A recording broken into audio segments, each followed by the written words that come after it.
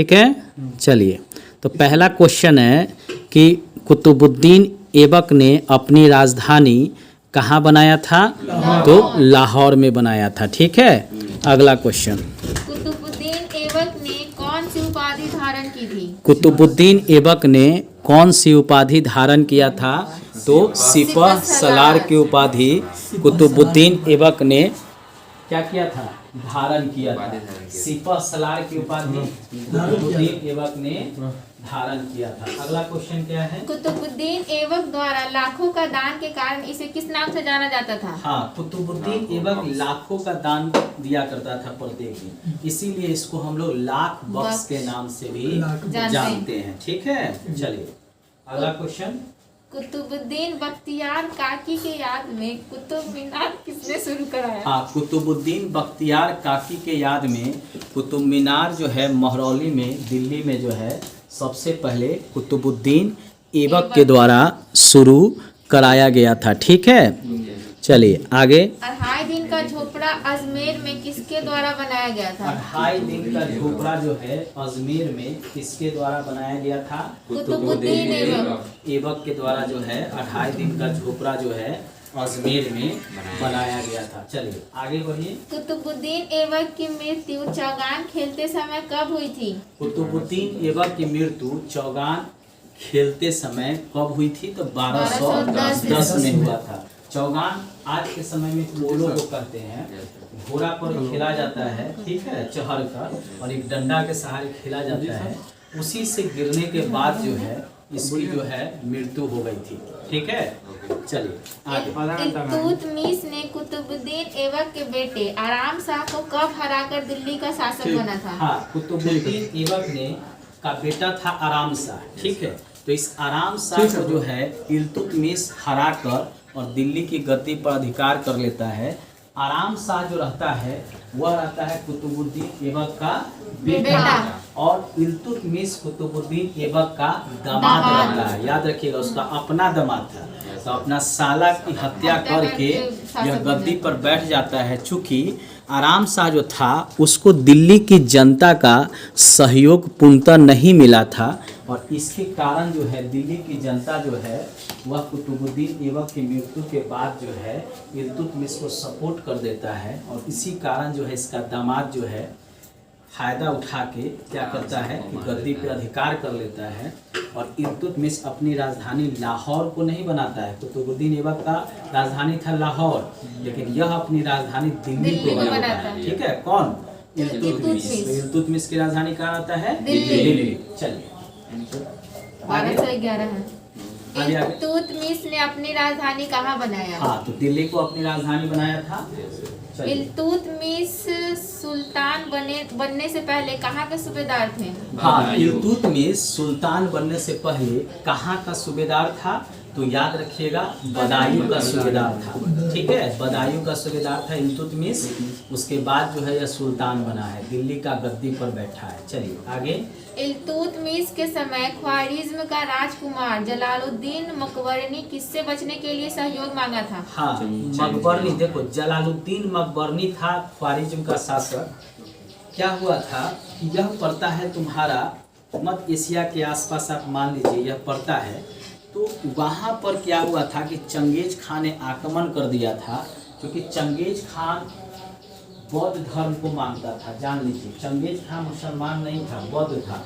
तो उसने क्या किया था, ख्वारिज्म के शासक से गुस्सा के उनके ऊपर हमला किया और उनके राज्य को जो है तहस नहस कर दिया था। लेकिन उसी का बेटा था जलालुद्दीन मकबरनी, वह क्या हुआ था, भारत की तरफ आया। क्योंकि भारत में मुस्लिम सत्ता स्थापित हो गया था, इल्तुतमिश जो है दिल्ली की गद्दी पर अधिकार करके शासक सुल्तान घोषित कर दिया था। तो वह आया था इल्तुतमिश से सहायता मांगने के लिए। लेकिन इल्तुतमिश को इस बात का डर था कि चंगेज खान एक बहुत शक्तिशाली शासक था, और उसको डर था कि अगर हम जलालुद्दीन मकबरनी को सहायता देते हैं तो फिर चंगेज खान जो है हम पर हमला कर देगा। तो उसने जलालुद्दीन मकबरनी को इल्तुतमिश ने सहायता देने से मना कर दिया, जिसके कारण चंगेज खान के आक्रमण से बच गया। कौन? इल्तुतमिश। ठीक है। चलिए आगे पढ़िए। तुर्क ए चहलगानी का गठन किसके द्वारा किया गया था? तुर्क ए चहलगानी का गठन किसके द्वारा किया गया? इल्तुतमिश। इल्तुतमिश। देखिए, तुर्क ए चहलगानी में 40 तुर्की सरदार होते थे। 40 व्यक्ति का समूह था जो सभी तुर्की थे, और इन 40 व्यक्तियों का समूह जो तुर्की नस्ल के थे, इन्हीं को मिला के इल्तुतमिश ने तुर्कान ए चहलगानी का गठन किया था, और इन्हीं की सहायता से वह प्रशासन को चलाता था। बाद में तुर्क के चहलगानी को बलबन नष्ट कर देता है, समाप्त कर देता है, क्योंकि बलबन भी तुर्क के चहलगानी का ही एक सदस्य रहता है। लेकिन जैसे ही वह भारत का सुल्तान बनेगा, नसरुद्दीन महमूद को हटाने के बाद, तो वह करेगा सबसे पहले तुर्क के चहलगानी को समाप्त। तब क्वेश्चन पूछे कि तुर्क के चहलगानी का गठन किसने किया था? इल्तुतमिश ने किया था। और तुर्क के चहलगानी को समाप्त किसने किया था? बलबन ने किया था। ठीक है, चलिए अगला प्रश्न पूछिए। चांदी का टंका और तांबे का जित्तल नामक सिक्का किसके द्वारा चलाया गया था? हाँ, चांदी का टंका और तांबे का जीतल, देखिए ये चलाया गया था इल्तुतमिश के द्वारा। ठीक है, बार बार एग्जाम में पूछता है कि चांदी का टंका किसने चलाया? तो इल्तुतमिश। तांबे का जीतल किसने चलाया? तो इल्तुतमिश। ठीक है, चलिए। किस मुस्लिम शासक ने इक्ता प्रथा को समाप्त किया था? हाँ, इक्ता प्रथा क्या होता था पहले ये जान लीजिए। इक्ता प्रथा को सबसे पहले जो है शुरू किया था इल्तुतमिश के द्वारा। इल्तुतमिश के द्वारा इक्ता प्रथा को शुरू किया गया था। इक्ता होता था कि जो सुल्तान होता था, उनके क्षेत्र में जो जीता गया क्षेत्र नहीं होता था, दूसरे राजा का क्षेत्र होता था, उसको जो है वह अपने किसी जो उनका सेनापति होता था उसको भेज देते थे कि जाओ उस राजा के क्षेत्र को जीतो और वहाँ पर प्रशासन करो, और वहाँ से जो है कर जो है कुछ अपने लिए प्रशासन चलाने के लिए रख लो और कुछ मेरे पास भेज दो।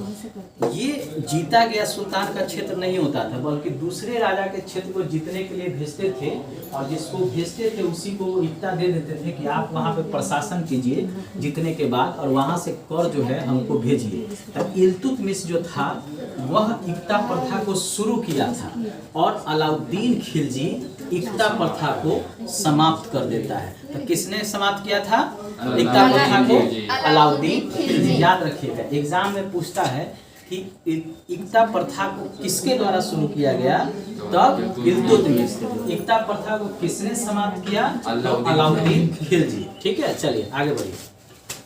तुर्क ए चहलगानी को किसने समाप्त किया था? तुर्क ए चहलगानी को किसने समाप्त किया था? बलबन। तुर्क ए चहलगानी को बलबन समाप्त किया था। इल्तुतमिश की मृत्यु कब हुई थी?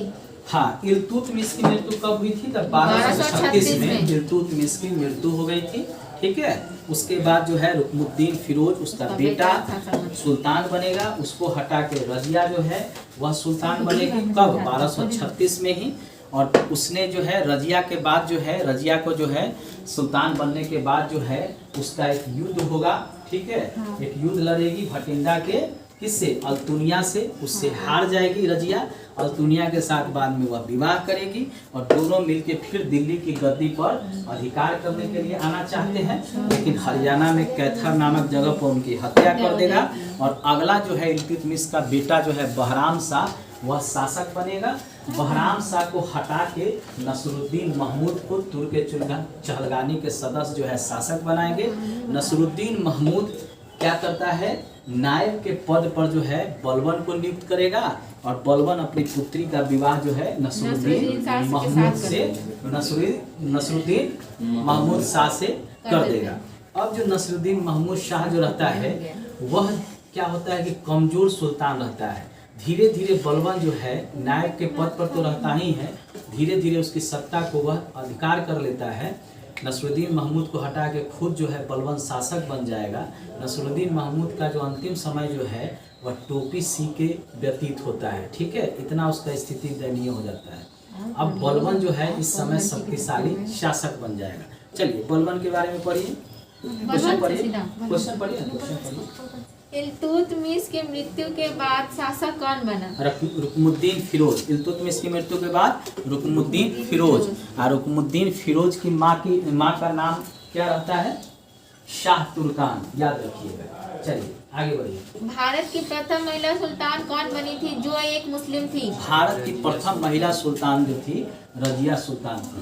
ठीक है, यह भारत की प्रथम मुस्लिम शासिका बनी थी, रजिया सुल्तान। ठीक है, आगे बढ़िए। रजिया की हत्या कहाँ हुई थी? कैथल में, हरियाणा में रजिया की हत्या कर दिया गया था। वह जगह था कैथल। ठीक है, आगे पढ़िए। नायाब ए ममलिकात पद पर बलबन को किसने नियुक्त किया था? नायब ए ममलिकात पद पर बलबन को किसने नियुक्त किया था? तो नसरुद्दीन महमूद ने किया था। ठीक है, चलिए। तबकात ए नासरी नामक पुस्तक मिनहाजुद्दीन सिरोज के द्वारा लिखा गया था, जिसमें किसके बारे में वर्णन है? देखिए, तबकात ए सिराज मिनहाजुद्दीन सिराज के द्वारा लिखा गया था, जिसमें नसरुद्दीन महमूद के बारे में वर्णन किया गया है। ठीक है, कौन सा पुस्तक था? तबकात ए नासिर किसके द्वारा लिखा गया था? मिनहाजुद्दीन सिराज के द्वारा। किसके द्वारा? मिनहाजुद्दीन सिराज के द्वारा। ठीक है, तबकात ए नासिर नामक पुस्तक मिनहाजुद्दीन सिराज के द्वारा लिखा गया था, जिस पुस्तक में नसरुद्दीन महमूद के बारे में वर्णन किया गया है। इसको याद रखिएगा। चलिए आगे पढ़िए।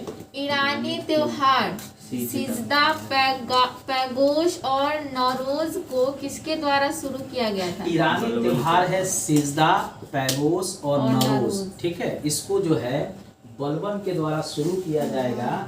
और जब आगे हम लोग मुगल पढ़ेंगे, तब बाद में मुगल के समय में इस सभी को समाप्त करेगा, तो उस शासक को हम लोग आगे पढ़ेंगे। ठीक है, चलिए आगे पढ़िए। दीवान ए अर्ज नामक सैन्य विभाग की स्थापना किसके द्वारा किया गया था? दीवान ए अर्ज नामक एक सैन्य विभाग था, जिसका गठन बलबन ने किया था। ठीक है, तो किसके द्वारा किया गया था? बलबन के द्वारा। आगे। अमीर खुसरो और अमीर हसन किसके दरबार में रहते थे? अमीर खुसरो और अमीर हसन किसके दरबार में रहते थे? तो बलबन। देखिए, याद रखिए, अमीर खुसरो जो है वह 7 सुल्तानों के दरबार में रहा है। इसके बाद से जो है कई मोहम्मद बिन तुगलक तक रहेगा। ठीक है, लंबा इसका कालक्रम चलता है अमीर खुसरो का, बहुत लंबा समय तक ही रहता है। 7 सुल्तान के शासन काल में ये रहा है। 7 सुल्तानों के यहाँ ये काम किया है। ठीक है, अमीर खुसरो। ठीक है, चलिए आगे बढ़िए। कैकुबाद किसका पुत्र था? कैकुबाद किसका पुत्र था? बलबन का पुत्र था। ठीक है। जलालुद्दीन फिरोज ने किसकी हत्या कर खिलजी वंश की स्थापना की? देखिए, अंतिम जो बलबन का जो पोता रहता है वह कैमर्स रहता है, उसकी हत्या जो है जलालुद्दीन खिलजी के द्वारा करके खिलजी वंश की स्थापना की जाती है। तो नेक्स्ट वीडियो में हम खिलजी वंश के बारे में जानेंगे और उसको क्या करेंगे, उसके बारे में डिटेल से पढ़ेंगे। अब मेरे सब्सक्राइबर के लिए क्या आप लोग थोड़ा कह दीजिए, लाइक सब्सक्राइब और शेयर करें, सर को सपोर्ट करें। इतना तो बोलिए, जल्दी बोलिए। आप सर को लाइक करें, शेयर करें और सब्सक्राइब करें सच चैनल को। ठीक है, और शेयर भी करें। ठीक है बच्चों। Thank you.